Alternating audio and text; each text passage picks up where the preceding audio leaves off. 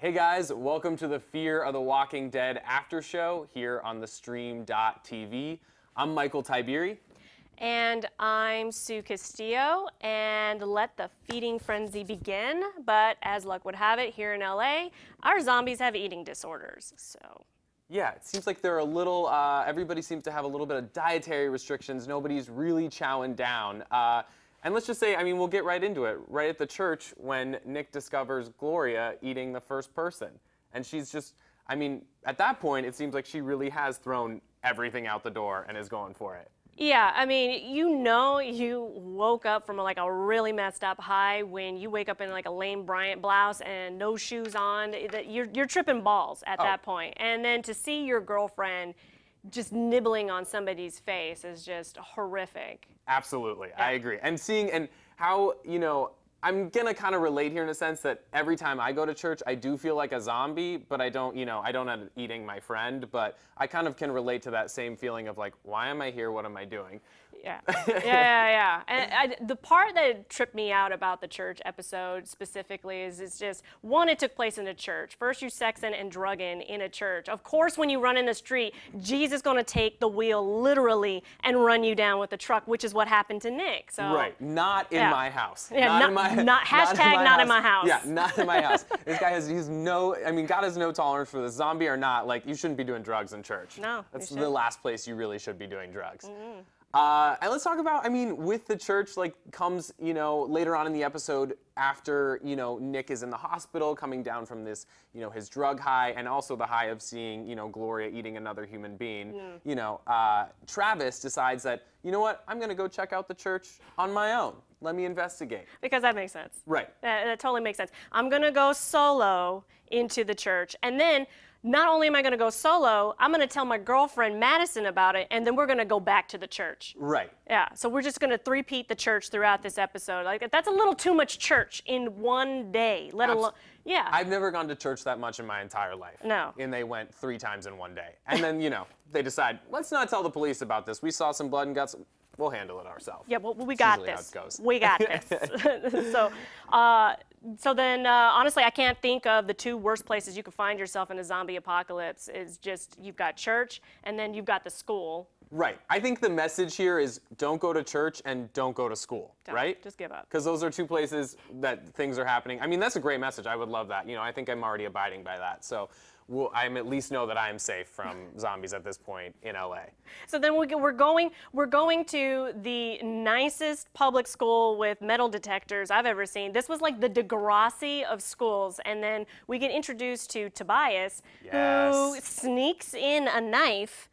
I mean, how's that? Not just any knife either, like a kitchen knife. Oh, it was, yeah, it was like a little serrated knife. Like, it would maybe cut an apple, I think, you know, on a good day, like an apple that had been sitting in the grocery store for a couple hours. Like, it would cut through that maybe. But, you know, I'm not saying, like, this wasn't by no means, like, the right artillery to fight a zombie. But, I mean, I do applaud him for being more prepared than his peers, you know? Yeah, he was definitely prepared. And speaking of prepared, you know, we're talking about NSA wiretapping principal, I think it was Artie in the episode where he's listening on a lecture in a class. Right. What public school has like wiretapping? Right. I mean, this was the ultimate. To me, it was like, this was a principal portraying like a 3-way calling prank. You know what I mean? Like, he was listening in. This is my worst fear, you know what I mean? You're talking to somebody on the phone, and then it's like, surprise, I'm 3-way calling, I'm here, and I've heard everything you said. Right. And that was basically, to me, what the principal was doing. Or making a long-distance call, like, I'm on the phone, I'm on the phone, Mom, I'm on the phone. Yeah. So, yeah. And then we see Tobias in the end, where he's on the bus after having that discussion with Madison. Yes. And he had that look. Oh, to me, that was that ultimate, like, bye, Felicia. Like, I told you so, and you did not listen to me. I hope you still have the key to that drawer you locked my knife in kind of look. Yeah. Yeah, I totally, I mean, at the end of the day, hopefully she still knows where it is. Right. Then it's going to say the first thing you do after coming down from such a high in terms of Nick is go to a diner, meet up with your drug dealer, and be like, hey, what was that stuff you gave me? Because I think I saw another person eating somebody. So let's cut that from me ordering that drug from you ever again. Right? Yeah, because in prior to the meeting at the diner, you have, you know, Nick constantly on a burner phone calling a mystery person. We finally see who the mystery person is, and it's Calvin. Right. Who was washing out, you know, his grandmama's van or something. Very nice. What you do when you're a drug dealer. Of course, because it's a really good cover for being a drug dealer, is washing out your grandmama's van. And then, you know, they have that scene where it's like, what did you lace me with? Right. Yeah. Which I would say too. I would be like, hold up, man. Like, whatever you gave me, never again.